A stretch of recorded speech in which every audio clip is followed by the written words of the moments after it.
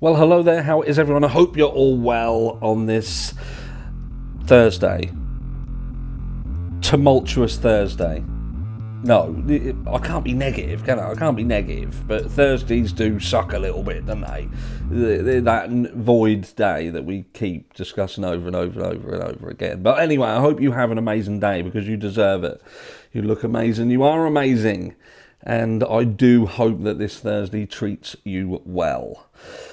Someone else, however, I do hope that they do not get treated well.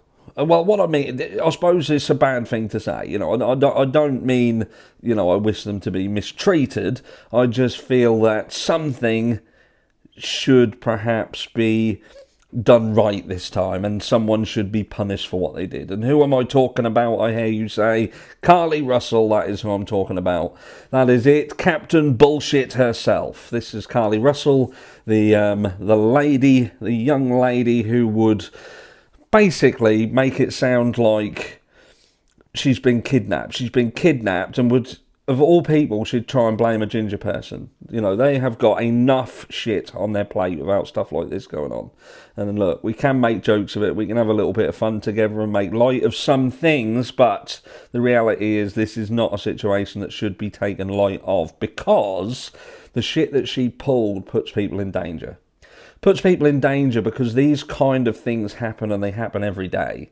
People go missing all the time, and people go missing, and of the back end of going missing, some are never found again, and we don't ever know what happened to them. And the numbers are staggering.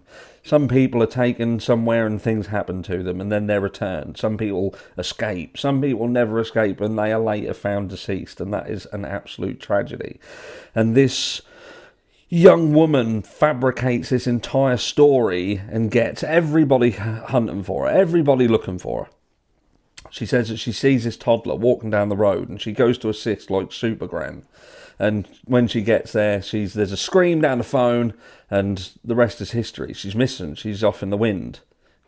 She's not, really, because she's sitting in the woods munching on fucking cookies and fucking biscuits, whatever she's doing. But at the end of the day, everyone's going out of their mind with worry. Her family are worrying. Her boyfriend is rarely worried, and she's not. She's eating in the woods, and yeah. Well, anyway, she went through a municipal court.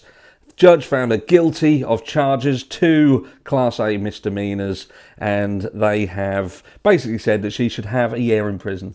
Have that, which I think is fair. And she's also got to pay $18,000 in restitution. Again, fair, because if you think what she should really be doing is paying back all of the money, all of it, to do with all of the search, all of the, every resource that went into that bullshit, she should have to pay back. All of it. Absolutely every single penny. And I don't think $18,000 is going to cover it. Not going to cover it. And look, I know that sounds prickish, but at the end of the day, you reap what you sow. You reap what you sow. And this makes a mockery of every single person that this has happened to genuinely. Really has happened. People who have been harmed in this situation. People who have been lost in this situation.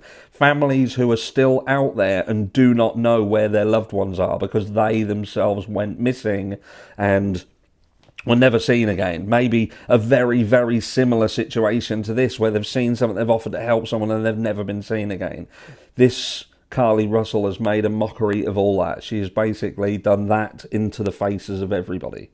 And to be fair, that bit of money, to pay that back, when you think that her parents live in a nearly $1 million house, $800,000 house, they've got good jobs. I think her mum works in real estate, her father's a VP at a bank, and you know what I mean. It's they've got a bit of cash behind them. Get it sorted. You've done the crime. Do the time. Pay the monies. Move on with your life, and hopefully sort your shit out. Because what I will say is, look, if people are going through things, they're suffering from things, then, you know, you do have a bit of a feel sorry for them, but everybody's going through stuff.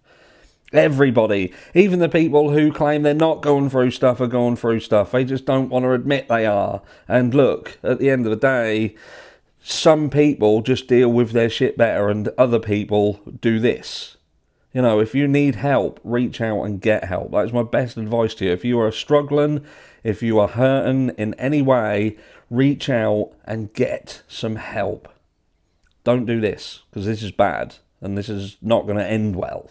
But anyway, she and her legal team are basically appealing. They're going to take this to the proper circuit courts and they are going to go through the system and get a jury trial. Because they're not disputing what she's been charged with. She's held her hands up. She said, yeah, I did it. I did it. And I'm going to read a statement, her actual statement that she wanted to be released for her legal team in a second. But, you know, so they're not saying that she didn't do what she's doing. They're basically saying, yeah, she did it. She just don't want to be punished for it. She don't want to do the punishment. So if we go through the circuit trial and go to get the jury, they'll probably be more lenient and say, do you know what? No, you're all right. Just pay the money and go home. You know, be done with it. We'll forgive and forget. Now, I don't think that's going to happen. But who knows? But look, in a prior statement, her attorney said, my client has given me permission to make the following statement on her behalf. Should we listen to it? There was no kidnapping on July 13th, 2023. My client did not see a baby on the side of the road. My client did not leave the Hoover area when she was identified as a missing person.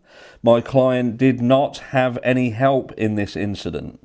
But this was a single act done by herself. My client was not with anyone or at any hotel during the time she was missing. Goes down, shows us a few photographs. Come on. Oh, this laptop. I'm used to my laptop and I'm using this one while I wait for my replacement one, and this is horrendous. My client apologises for her actions to the community, the volunteers who were searching for her, to the Hoover Police Department and other agencies, as well as to her friends and family. We ask for your prayers for Carlee as she addresses her issues and intends to move, understanding that she has made a mistake. That doesn't even make sense. Addressing her issues and intends to move, understanding that she made a mistake. Carlee again asks for your forgiveness and prayers. Quite why the spa therapist made up her story remains unclear. There were rumours she was trying to win back the attention of a boyfriend from whom she'd recently split when she staged the hoax. And that's why when I said about boyfriend earlier, and I was like, boyfriend, because that was kind of the what was speculated. She was trying to get her boy back, trying to make him worried that she'd gone. Maybe he'll want me if he thinks I'm gone. Oh, she's back. Bollocks. Put her in jail, please. Let me know down below what you think. Does she deserve some form of leniency? You know, does the trauma that an individual goes through when they split up from their boyfriend and they feel like they've been rejected, and that if they get a little cunning plan together, they'll perhaps be back in their favour and they'll get back with them. Is that enough to keep her out of jail? Let me know down below. I'll be very interested to hear your thoughts on this. And I'll catch you all in video 2 later today.